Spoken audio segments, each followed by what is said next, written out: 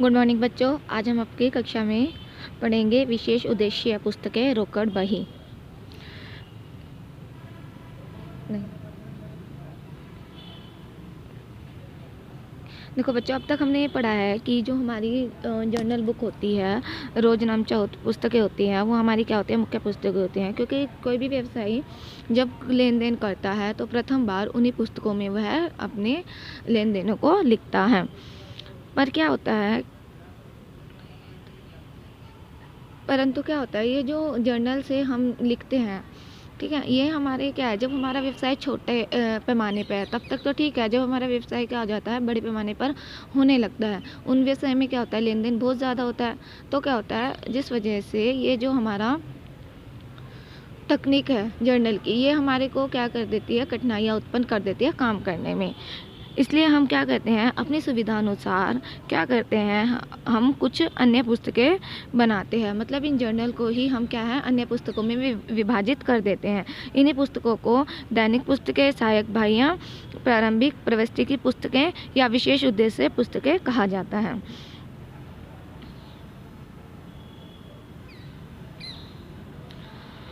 अब है special purpose book and their types. विशेष उद्देश्य पुस्तकें और उसके प्रकार।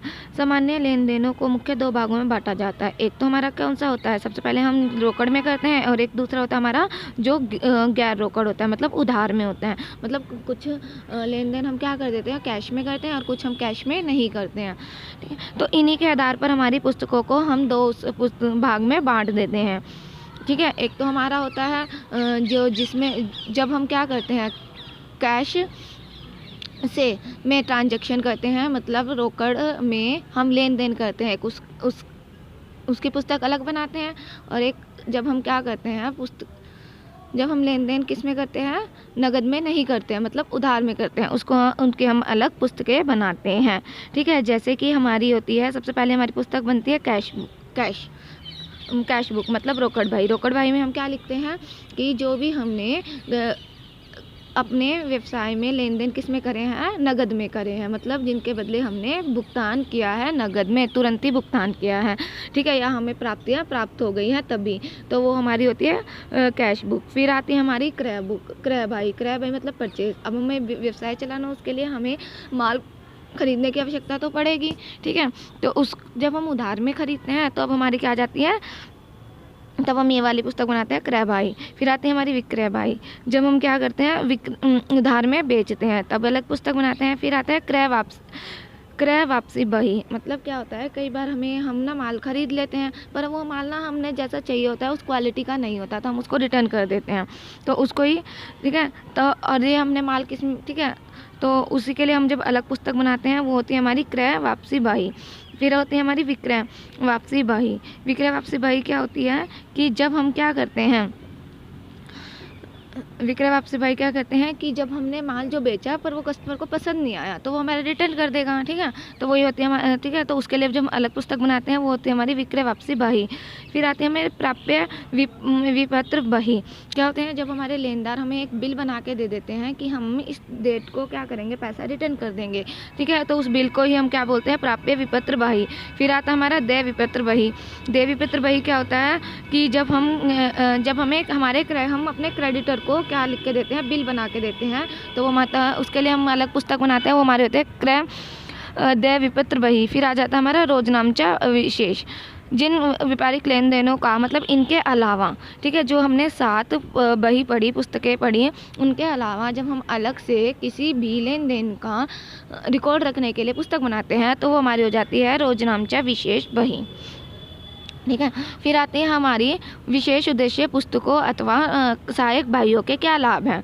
ठीक है, अब देखो कि क्या है, प्रारंभिक प्रविष्टि की पुस्तक के रूप में यदि केवल रोजनामचा का प्रयोग किया जाए तो लेखांकन का कार्य निरस्त, खर्चीला तथा व्यर्थ, समय व्यर्थ करने वाला हो जाएगा। मतलब क्या, सिर्फ हम ना रोजनामचा ही बनाए, जर्नल एंट्री करें, उसके अलावा हम ये पुस्तकें ना बनाएं, तो अगर हमें किसी भी लेन देन को देखना है तो उसमें हमारा टाइम भी ज़्यादा लगेगा। ठीक है, इससे हमारा समय व्यर्थ होगा, खर्चीली पद्धति है, और जब हमारा टाइम पे हमें जब हमारा क्या होगा, हम कुछ काम कर रहे हैं वो हमारा टाइम पे ना हो, समय पर ना हो, तो उससे हमें लॉस होगा। ठीक है, तो इसके लिए हमें इसको बनाने से हमें क्या लाभ मिलते हैं वो हम पढ़ते हैं। सबसे पहले है कार्य विभाजन की सुविधा। क्रय व्यापार में कोई भी पुस्तक कई पुस्तकों में लेन देन लिखे जाने के कारण कर्मचारी को उनकी योग्यता के अनुसार कार्य का विभाजन किया जा सकता है। एक कर्मचारी को उस भाई सहायक भाई का कार्य दिया जाता है जिसमें वह निपुण है। मतलब कि हम इसमें क्या होता है, एक पुस्तक पर सिर्फ एक ही व्यक्ति या कर्मचारी काम करता है। मतलब एक पुस्तक को मेंटेन एक ही व्यक्ति करेगा। ठीक है, एक कर्मचारी करेगा। तो कौन सा कर्मचारी किस पुस्तक को अच्छी से मेंटेन कर सकता है वो हमें इससे पता चल जाएगा और हम उसको उसके अकॉर्डिंग ही काम देंगे। फिर आता है कार्य क्षमता में वृद्धि। अब कर्मचारी को उनके जो कुशलता है, स्किल्स के अकॉर्डिंग हम उन्हें काम दे रहे हैं, प्रोवाइड कर रहे हैं काम, तो क्या होगा, उससे उनकी क्या होगी, कार्य क्षमता में वृद्धि होगी। कोई भी व्यक्ति है जो उसको काम अच्छे से आता है, ठीक है, वो अगर उसको वो दिया जाए करने को तो वो उस काम को बहुत ही अच्छे तरीके से कर सकता है। फिर आता है व्यापारिक लेन देनों की जांच की सुविधा। अब हमें क्या आता है, जितने भी हमारे व्यापारिक लेन देन है सबकी एक अलग अलग पुस्तक बना देते हैं। अगर हमें किसी भी लेन देन की जानकारी प्राप्त करनी है, हम उस पुस्तक को लेंगे और उसमें से उसकी जानकारी प्राप्त कर लेंगे। कम समय अधिक कार्य अधिक। अब कह रहे हैं कि रोजनामचा में क्या होता है, तिथिवार होती है, सारे लेन देन को हम लिखते हैं तिथिवार। जब हम उनको तिथि के अनुसार लिखेंगे तो हमें ना, और एक दिन में एक व्यापारी बहुत सारे लेन देन करता है, तो एक दिन में बहुत सारे लेन देन की एंट्री हम कर देते हैं, तो हमें कोई भी जानकारी लेने में बहुत ज़्यादा मुश्किल हो जाती है। ठीक है, समय भी ज़्यादा लगता है। पर हमें क्या है, अगर हमें क्रय वापसी देखनी है कि किस व्यक्ति ने हमें कितना क्रय वापसी करा है, ठीक है, तो हम क्या करेंगे, कितना हमने क्रय वापसी करी है, तो हम क्या करेंगे, क्रय वापसी की पुस्तक उठाई, उसमें से जितना हमें जो सा भी लेन देन देखना है हम फटाफट देख लेते हैं। इससे हमारा क्या होता है, समय कम लगता है।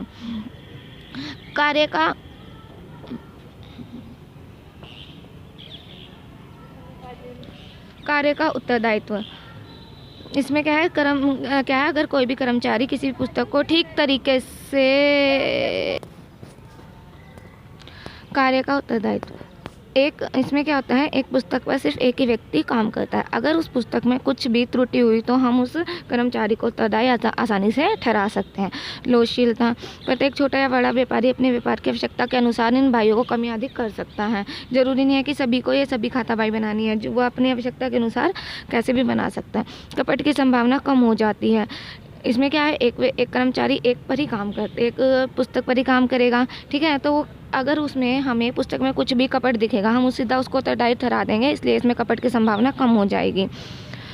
एक स्थान पर पूर्ण विवरण उपलब्ध होता है। इसमें एक प्रकार के लेन देन का पूर्ण विवरण एक ही पुस्तक में हमें प्राप्त हो जाता है आसानी से। ठीक है, धन्यवाद।